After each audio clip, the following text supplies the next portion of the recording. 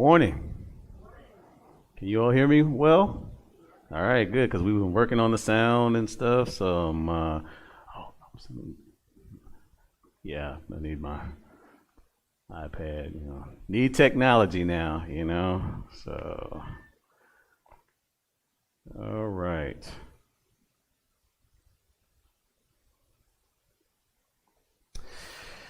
All right. So, my talk today that I've been working on for a while is called Leaning Into Our Fears. Because we experience so many emotions, and out of all of our emotions, one of the emotion that we have so little knowledge about, there's so much confusion about, so much misunderstanding about, is fear.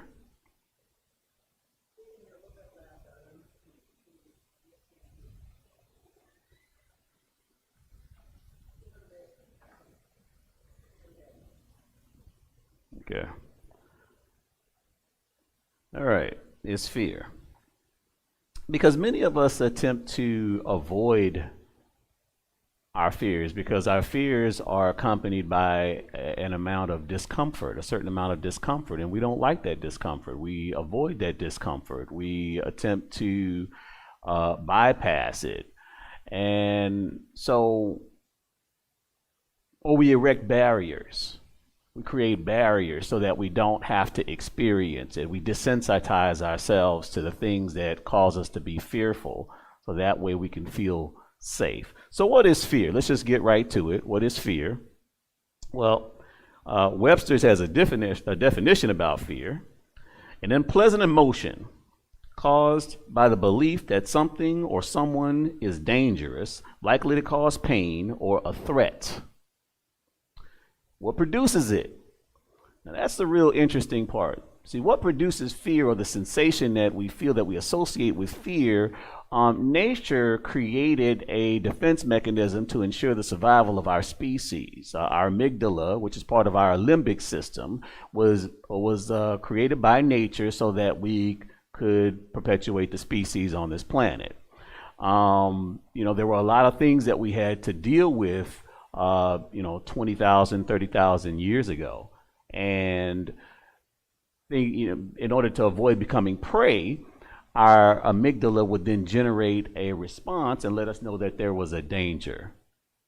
So, but I want you to think about that for a minute. And I want you to think about, based on the original purpose of our amygdala and limbic system, how many of us have experienced fear that had to do with our physical safety, our physical survival?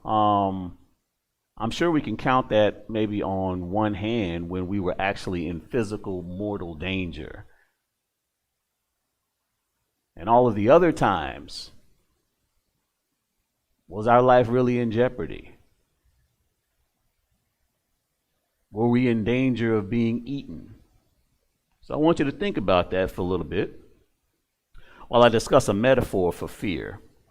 A good metaphor for fear is the sound barrier. Now, for those of us who don't know what the sound barrier is, up until about the 40s or 50s, it was, or 40s really, it was, the sound barrier was a speed that aircraft could not, they could not, once they reached this particular speed, to go any faster was difficult. So they noticed that they would get a lot of aerodynamic drag, and the planes would, as in the flight, it would get really rough and jerk and shake and things like that, and it would not go any faster. Later on with technology, they were able to pierce that sound barrier, and then they were able to achieve supersonic flight. Because, and I use that as a metaphor because fear is also a barrier. It's a growth barrier. It is an emotion that announces rather loudly when we're about to reach a point of expansion.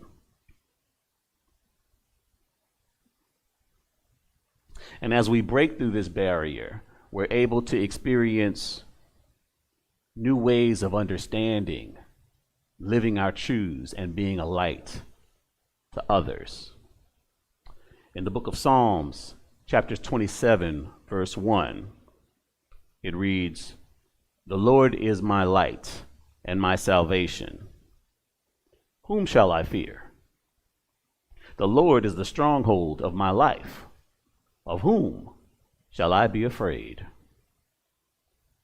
Now, the book of Psalms was mostly attributed to King David.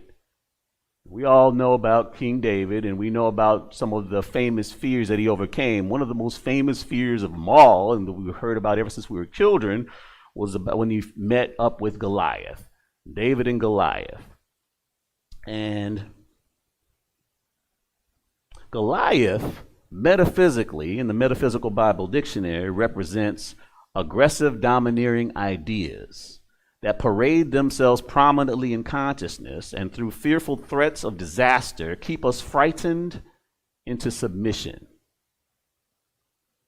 These domineering ideas of error have one argument that they impress upon us at all times: fear of what would happen should we dare to meet them openly and oppose their reign in consciousness. So how many of us can identify with that?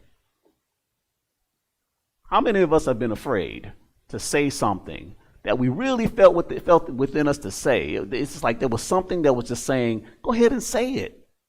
But we were afraid. We didn't say anything because we were fearful about what would happen should we then decide to go ahead and take that step and say what was in us to say. Well, David felt those fears too. He felt those fears too. But he trusted in the divine more than he trusted in his investment in fear. Now, many of us may be thinking, well, that was King David, that was David, But King David was like many of us. As a matter of fact, he was a nobody. He was a nobody. And in truth, there are no such things as nobody, but when you think about the fact that really no one knew who he was the eighth son of Jesse. Okay, so he wasn't firstborn or second or even thirdborn. He was the eighth. All right, and even his own father didn't recognize him to be the leader that the prophet Samuel was looking for. His father, his own dad, and he's like, are you sure it's not him? I mean, he's taller and stronger. He's talking about his other sons. He's taller and stronger. You sure? And prophet Samuel's like, no. So, and yet nobody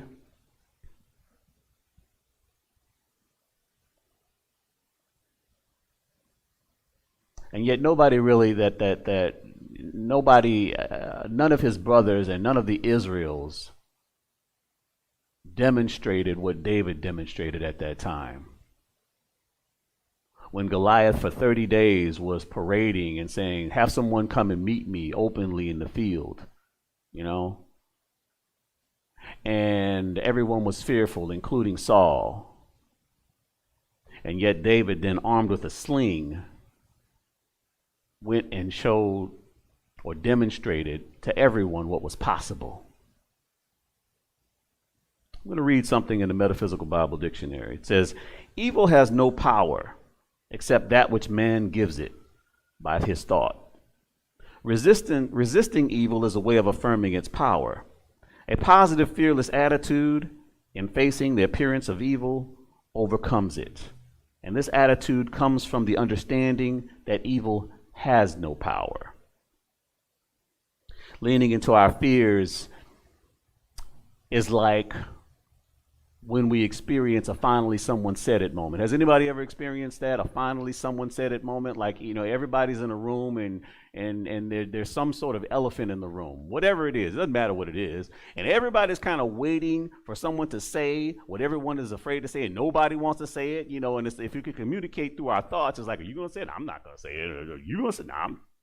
No, count me out. And then finally somebody has the courage to say what everybody's already been thinking about anyway.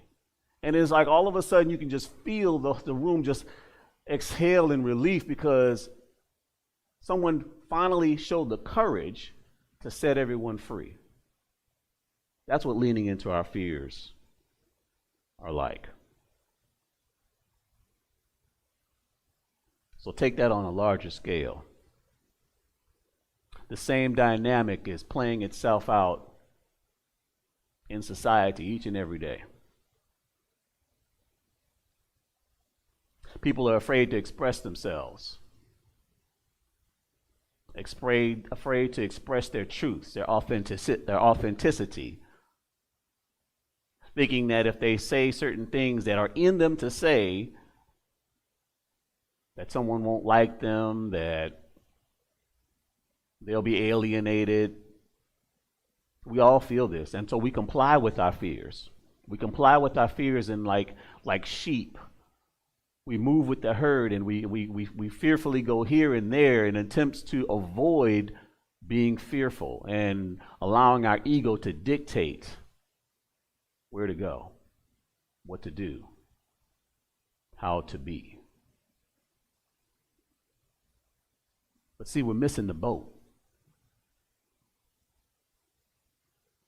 Because with fear comes opportunity. And that's what this talk is about. With fear. With that same thing that we've been trying to avoid comes opportunity. So I've created an exercise that I put together, and I actually I have a handout, and I'm going to give it to you after church, and feel free. And so no matter what, and I want you to try it, at least try it. I invite you to try this. So no matter what sort of discomfort that you are feeling, when you are feeling it, as you feel it, whether it is sadness, sorrow, embarrassment, disappointment, jealousy, resentment, boredom, whatever, instead of reacting to the discomfort, stay present.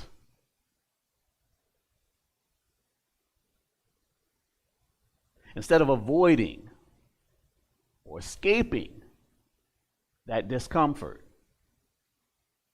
stay present. Instead of judging that discomfort, just continue to feel it and stay present. Observe the discomfort. Feel it. Experience it. Ask yourself questions about it. I've even included some sample questions. What lesson does my discomfort have for me? What is my discomfort attempting to teach me? What core beliefs are at the root of my discomfort? Or one of my favorite, Holy Spirit, what am I supposed to learn here?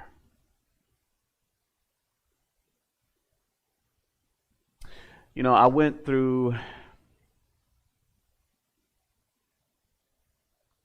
a situation recently as a temporary spiritual leader, and it was not easy. I have nothing but hats off to Farrellyn and what she has to deal with and things like that. You know, I am in ministry to run a ministry and things like that, but it is a lot of work. It is not easy at all. And by the time I came home, I felt like I had gone through 10 rounds of a boxing match with a big guy named Bubba. Okay? Yes. I was exhausted. I was traumatized. I needed to just be alone by myself so I could lick my wounds and heal. And I didn't want to look on the bright side of anything. Well, look, I'm back home. I'm back home. I didn't want to do that. I didn't want to do that. I wanted to just feel my pain. I didn't want to avoid it. Didn't want to run away from it. I wanted to feel it. There were things that I wanted to do.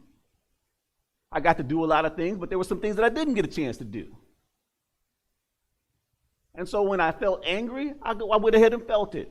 When I felt sadness, I allowed myself to feel it. I didn't try to cheer myself up.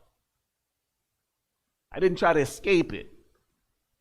I didn't try to go to one of my go-tos when I first started meditating. I didn't just try to meditate it away. That was my go-to escape a long time ago. I was just, let me meditate real quick. That was my escape. That was my escape. But I didn't try to do that. Sometimes people were present to be compassionate, to talk to me. Sometimes they felt uncomfortable. We all have a certain amount of bandwidth, and that's based on a personal thing. If we are not dealing with our own things and our own discomforts and stuff like that, then we don't have a lot of bandwidth to deal with other people's things. And so when people tell you that they're going through things, and you start feeling sad, you want to get away from them, that just basically means that you haven't done the work on your own selves. Am I making any sense? And so it's difficult for you to experience that. But over time, as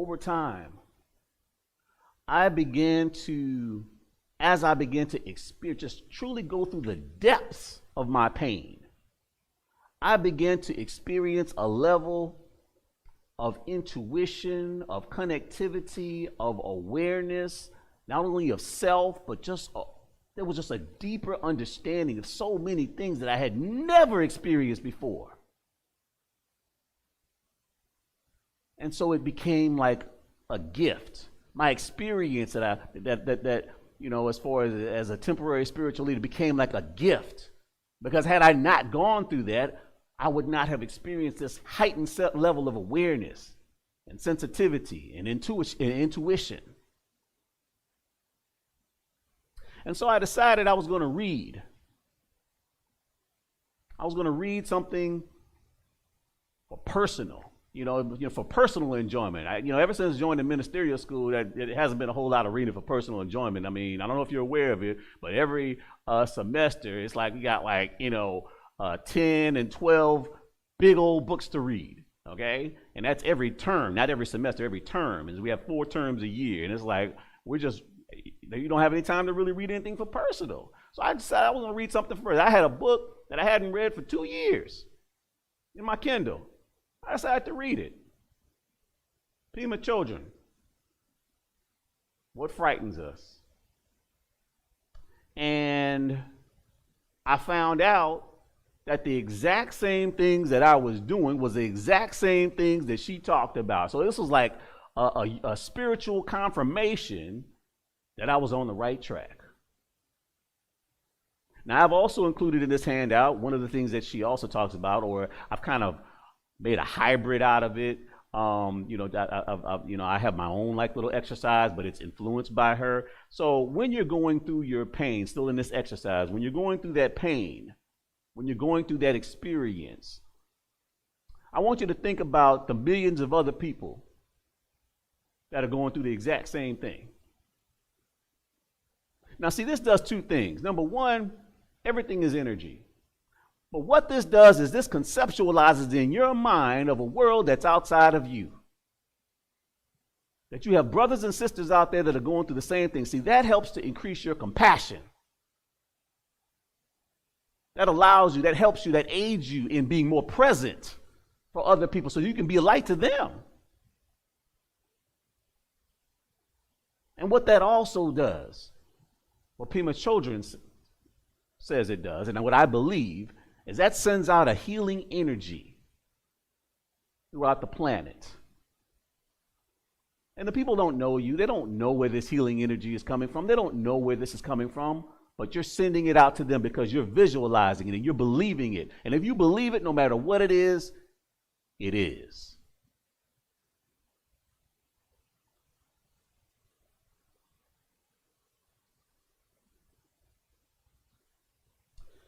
So thinking about leaning into our fears, what also comes to mind is a quote that was attributed to Edmund Burke. And I paraphrase this quote. It reads, "The only thing necessary for the triumph of evil is for good people to do nothing."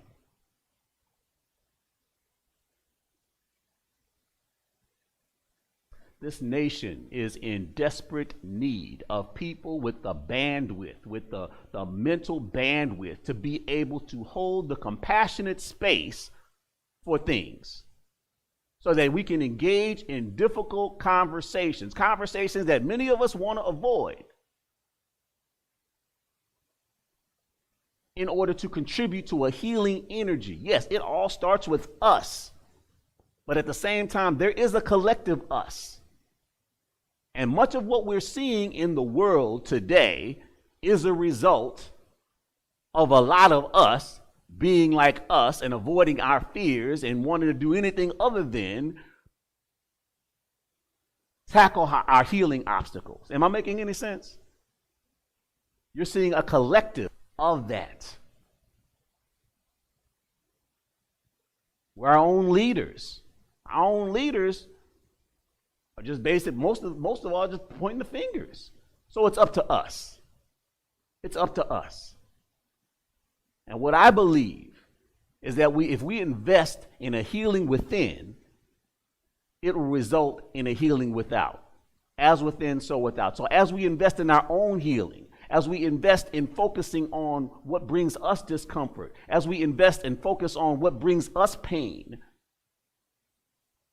then we will be more of a light to others in our immediate communities. As our immediate communities are then impacted, then they will be a light to the people in their circle of influence. And it will continue to go from there. And then you'll see Texas light up. And then all the people, and then Texas will then begin to expand out to the other states. And then you will see a healing, a gradual healing. I don't know how long it's going to take. I have no idea how long it's going to take. But I know that we have to start somewhere. And that starts with us.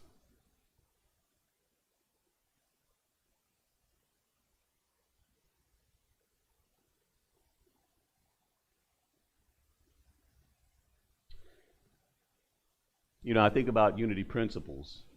I love unity. As Fallon was saying, I grew up in unity.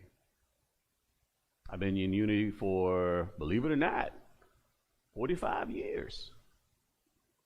Starting at 6 years old, I'm 51. 45 years of unity. I've seen a lot. I've seen so many beautiful miracles. I've seen so many things that cause me to feel proud to be a part of this organization. I've also seen a lot of areas for improvement as well. I've seen a lot of areas for improvement.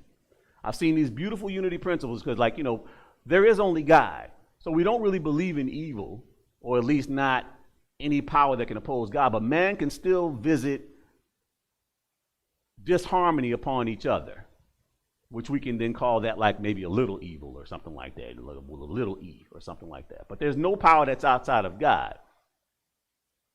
So we know what the absolutes are as far as the principles. We know it, but are we really living it? Because we're co-creators.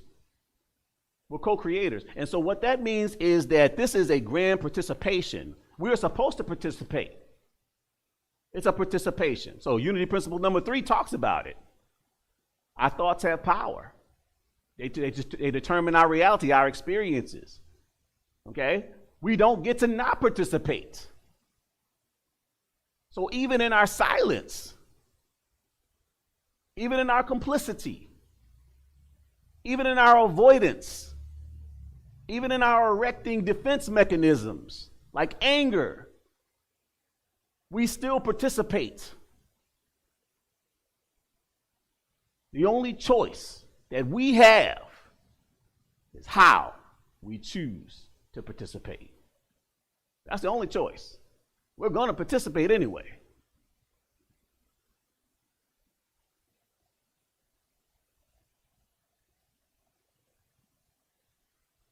+40 years. Unity principle number 5 states that it's not enough to just know the truth. We have to demonstrate it. I mean, Jesus the Christ, our older brother, he knew the truth. But had he not demonstrated that he's going to walk past the lepers? So walk past him. Well, the sickness isn't real. Is he going to do that? No, he didn't. He still participated. He still participated and demonstrated that it wasn't real by healing. He didn't hide behind principles. He didn't use them like, I guess, a cross to a vampire or something or whatever. He didn't do that. He participated. David did not say, well, I believe in Jehovah and therefore everything will work out okay. No, David participated. He saw all of the Israelites were afraid. They were desperately afraid. So he participated. He didn't have to, but he did it. And he inspired. Because when we participate, we inspire. There are a lot of people out there, out in the world, that are in pain. There's violence that's being committed against people for things that they don't have any control over. Maybe we can have some compassion for them. Maybe we can send out a prayer. Maybe if an opportunity comes up, we can stand up and demonstrate unity principles. If that opportunity ever arises, maybe we can do that.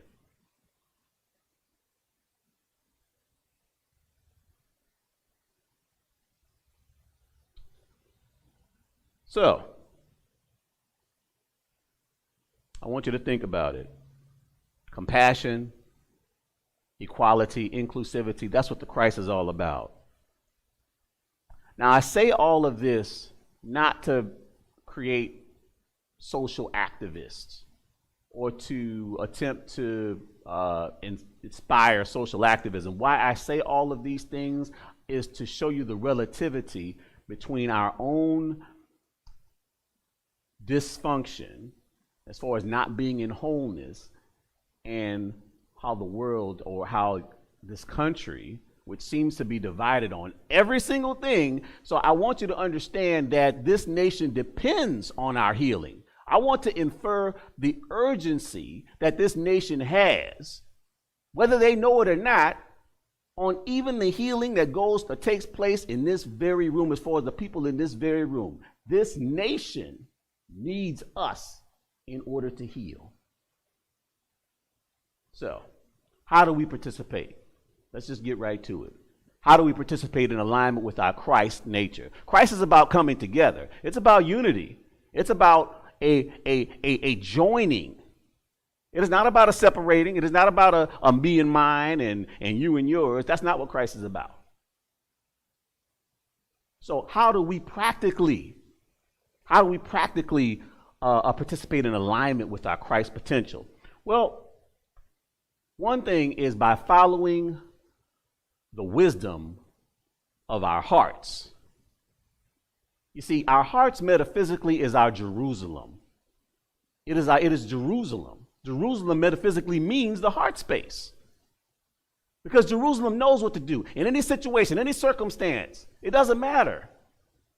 It is a greater intelligence that transcends any mental intelligence that you could ever have.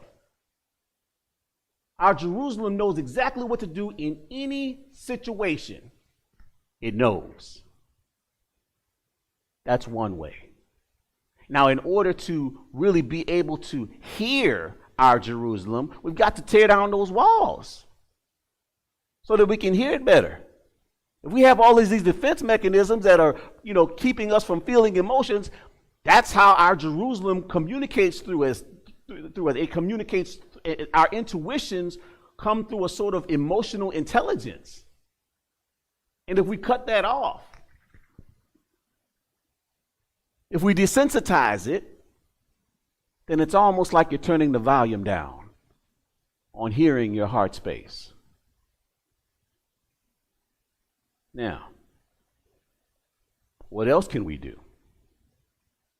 Now, grab a hold. Here we go. I'm going to say this. What else can we do?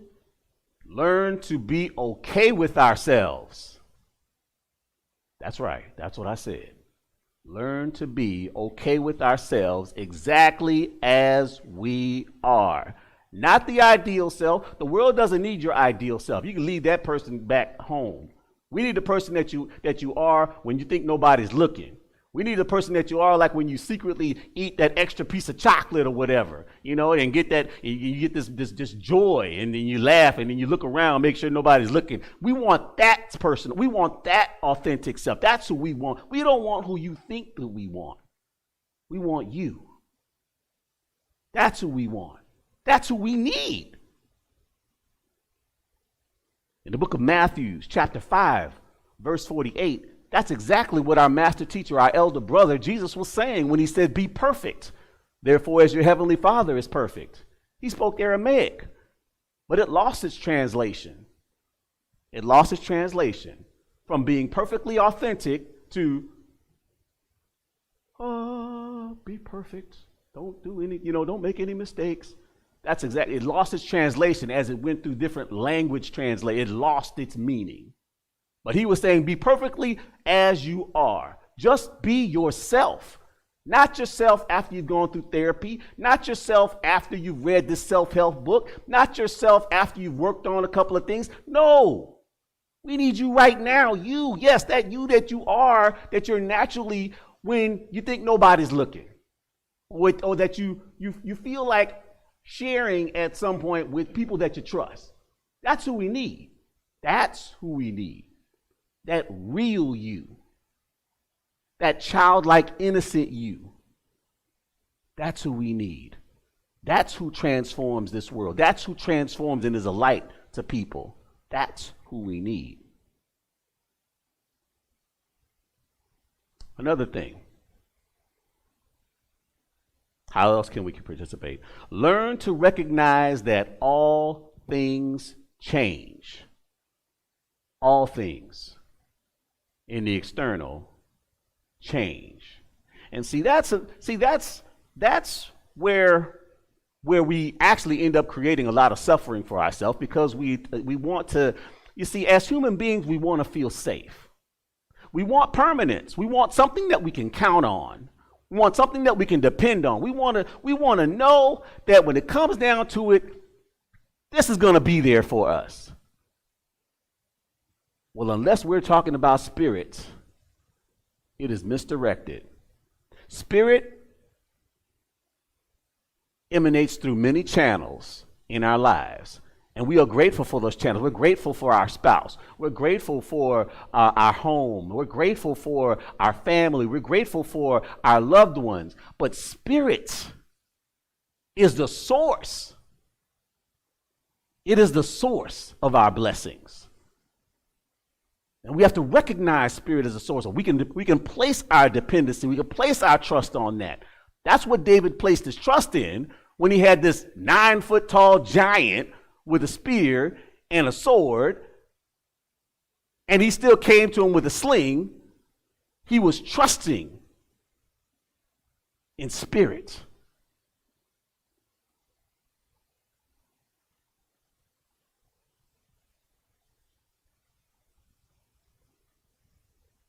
On the upside of that, when we learn that all things change, then we can appreciate them more. We don't know how long our friends are going to be here. We don't know how long our spouse is going to be here. We don't know how long we're going to enjoy our good health. We don't know how long these things, which are good, they're all good, but they're not meant to last.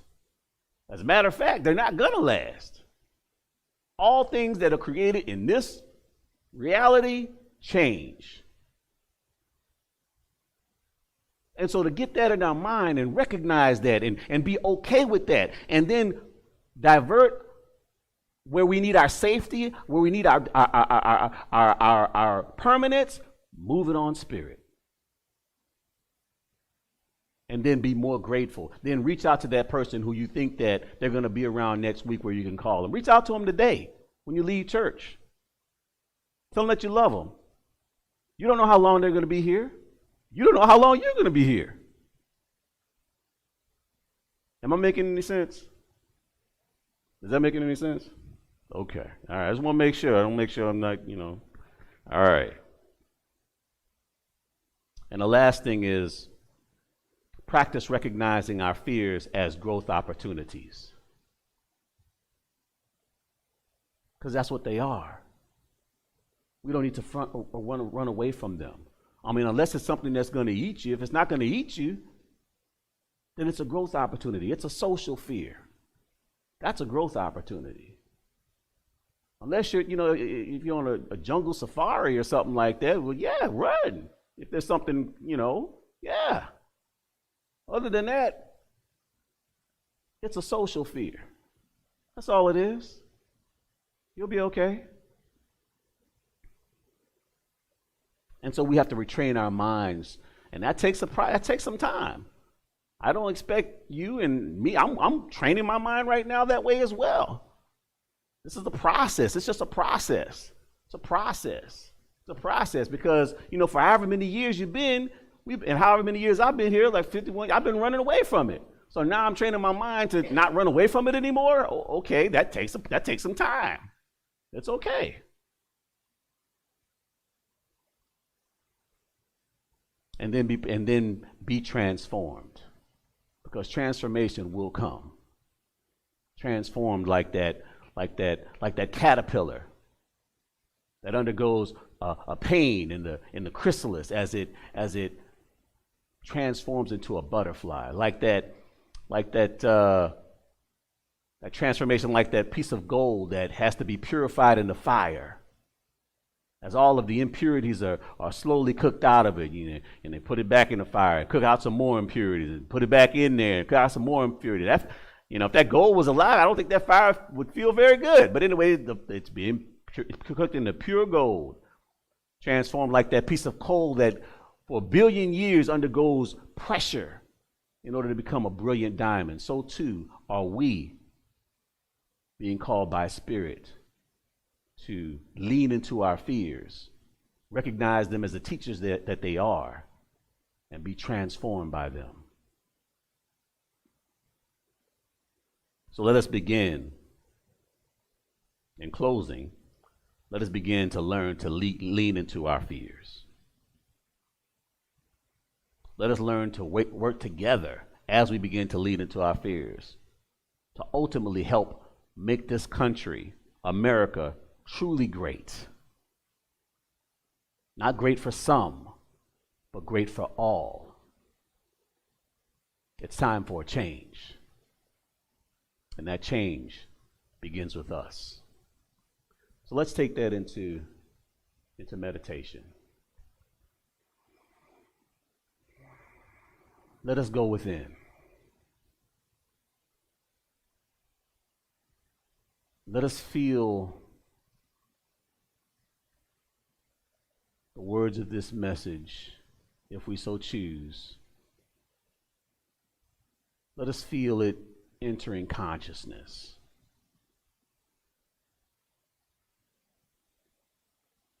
Let us affirm new ideas coming from whatever it is that we received here today.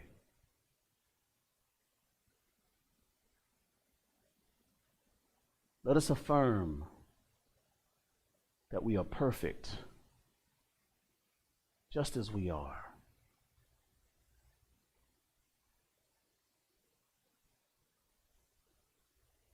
Any thoughts outside of that, let us relinquish that.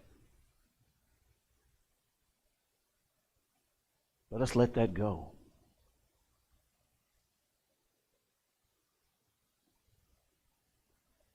Let us see the necessity of our personal transformations.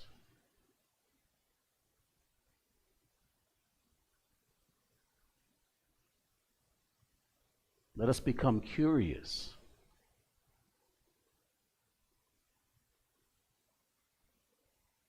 about the unique individual messages that our fear and discomfort may have for us.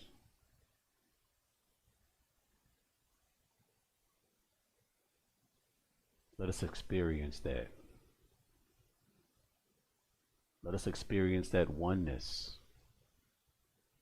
that absolute oneness that we share with all creation.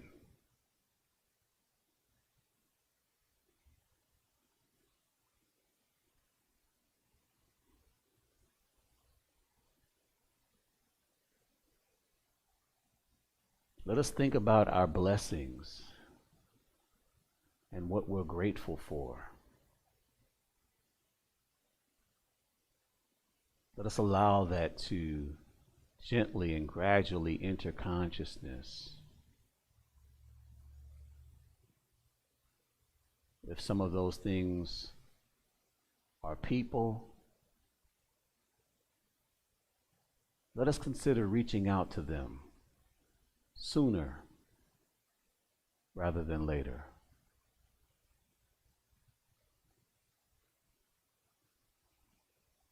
Let us see all life, all experiences, all creation as a gift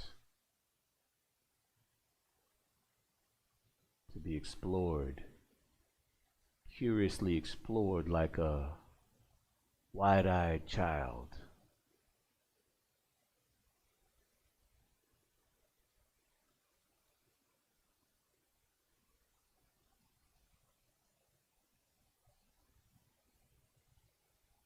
And let us affirm our oneness with each other.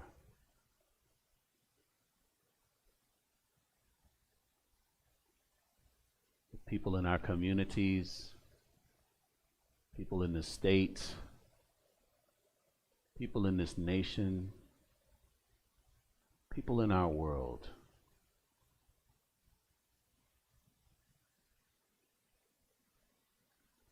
Let us feel that oneness, that unity, in the name and after the nature of our elder brother, wayshower and master teacher, Jesus the Christ. And so it is. Amen. My brothers and sisters, go and be that light that your Father, Mother, God intended for you to be.